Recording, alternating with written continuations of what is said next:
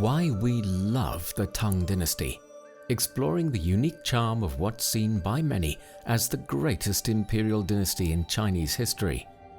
Episode 10, The Poetry of the Tang.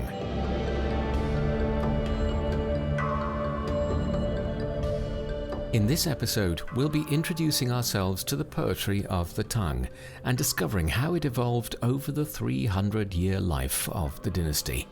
I'm Bob Jones, and in this podcast series we'll be getting to know the Tang dynasty and attempting to discover how, at its height, it became possibly the most powerful, interconnected and innovative country in the world, with a rich and influential legacy that survives even to this day. One of the unique aspects of Tang society was the development of the system of scholar officials. Thanks to the previous establishment of civil service examinations, a whole new level of public servant appeared and was beefed up during the Tang. They were talented and, importantly, baggage-free, in that they had no territorial or functional power base or axe to grind. They existed to serve and to learn and to express themselves. Stimulated by contact with the wider world, India and the Middle East especially, their creativity soared.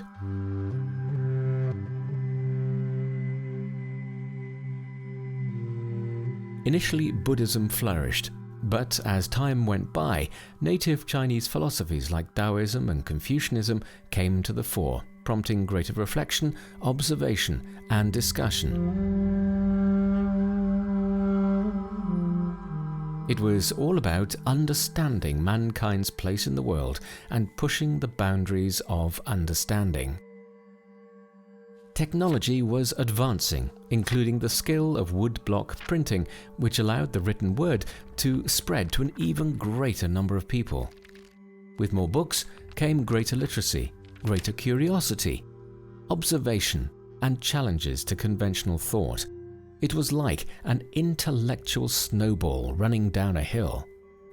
But while the Tang period is often regarded as a golden age in Chinese literature, it is sometimes often argued that there are no more than 70 good poets from that time whose work is remembered, read, and recited frequently today. Why would this be? And is it fair to talk about one kind of Tang poetry for a dynasty that lasted for some 300 years?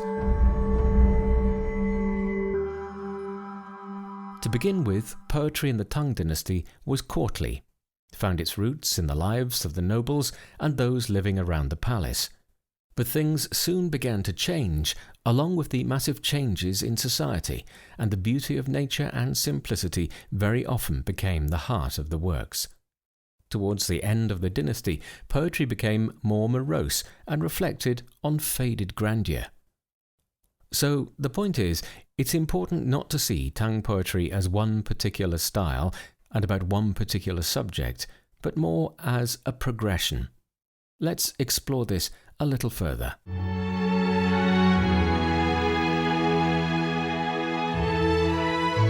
It's estimated that there are some 50,000 poems written by around 2,300 Tang poets that have survived to the present day.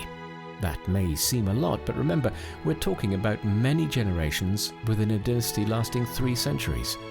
They often had plenty to write about. Remember, the vast majority had day jobs, helping to run the country, which meant they came face to face with everyday lives, achievements and problems.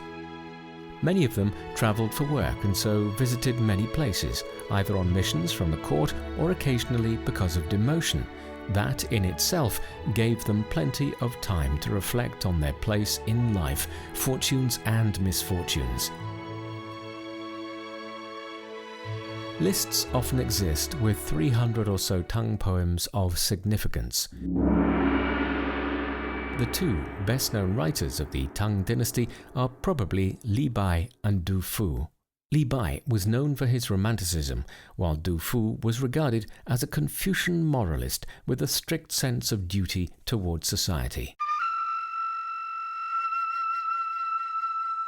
Then there was Shui Tao, who was a famous female poet from the time, while Wang Wei was a poet-painter, which was actually quite a common fusion and also highly significant when discussing the role of the literati in Tang society.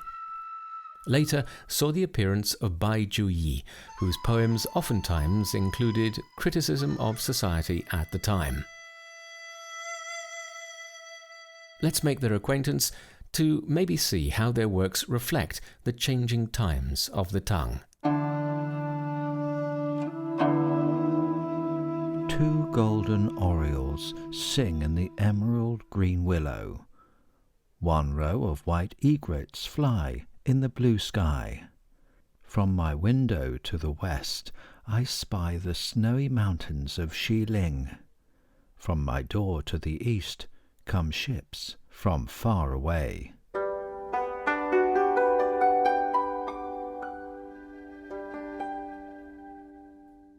Du Fu is regarded as one of China's greatest poets of the Tang Dynasty. His mother died young, and he was raised by an aunt. He tried for the imperial examination but failed, and instead went off travelling and writing poetry. His poems tell of his adventures and the hardships that he had to endure along the way. The An Lushan Rebellion, a culturally traumatic event which saw the dynasty's unity threatened by regional powers, prevented Du Fu from taking up an official post, but he used the time writing about famine, political unrest, and personal tragedy. He must be one of the few officials in the Tang dynasty who was demoted for being overly conscientious. He clearly ruffled feathers. Du Fu is often described as a poet-historian for reflecting a range of private concerns, trials and dramas. I'm on board, about to sail. Suddenly I hear singing on the shore. Peach blossom pool may be 1,000 fathoms deep, yet not as deep as Wang Lun's feelings for me. Li Bai was probably born in Central Asia and grew up in Sichuan province. In 725 he left home and wandered along the Yangtze writing poetry. Some 20 years later he entered the court of Emperor Xuanzong but was later expelled. He took part in the An Lushan Rebellion and was tried for treason, pardoned, and then went on wandering along the Yangtze writing poetry again. He was married 4 times, so it's fair to say that he had an interesting life. His works are described as being about his own life, full of imagery and conversational in tone.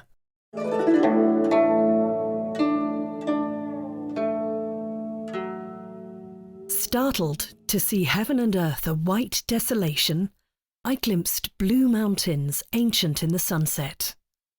I used to think great power could illuminate us, but true life and livelihood come from borrowed light. Shui Tao was the daughter of a minor government official. It is said that she was able to write complex poems by the age of 7 or 8. After her father died, it's believed she was so poor she had to make a living as best she could. At one point, she was registered in Chengdu's Guild of Courtesans and Entertainers.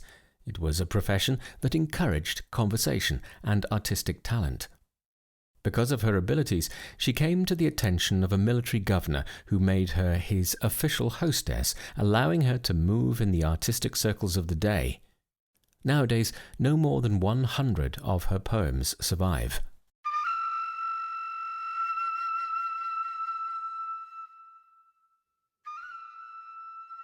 No white is seen in the lonely hills round here, but whence is wafting the human voice I hear? So deep in the forest the sunset glow can cross, that it seems to choose to linger on the moss.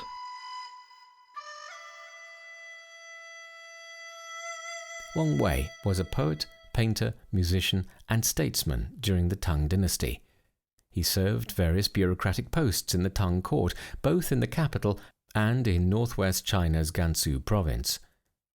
After the An Lushan Rebellion, Wang was forced to serve An himself, who appreciated Wang's talent. When the Tang court put down the rebellion, lots of officials like Wang who had served An were punished for their betrayal, but luckily Wang wasn't, mainly because he hadn't actually written any works expressing his loyalty to Tang.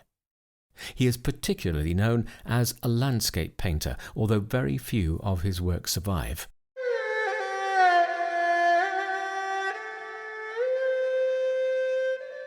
Wang Wei's poetry likewise embodied Zen Buddhism ideals of detachment and simplicity. In his poems, he uses details sparingly, frequently narrating natural phenomena such as water and mist, rather than human presence. Fair southern shore, with scenes I adore. At sunrise, riverside flowers redder than fire. In spring, green waves grow as blue as sapphire, which I can't but admire. Like Du Fu, Bai Juyi had a strong sense of social responsibility. But he was a troublemaker, overstepping the mark as a palace official and being exiled as a result. It's said that his mother died young, after falling down a well, looking at some flowers. Little wonder, then, that his work is characterized by a simple musing on the fragility of human life. And perhaps that's what makes all these poets and poems representative of the Tang dynasty as a whole. It was their attention to detail and the condensed nature of their work which are packed with observation and meaning, short and to the point, but deep. But also because of their status in society, intimately connected to the world around them and the activities of the people of the Tang, their daily lives, their activities, their loves, their pain, the politics. Poetry, calligraphy and painting came together as a means of expression. This was true multimedia communication. They created beautifully painted vistas, calligraphically inscribed expertly by a skilled Tang poet.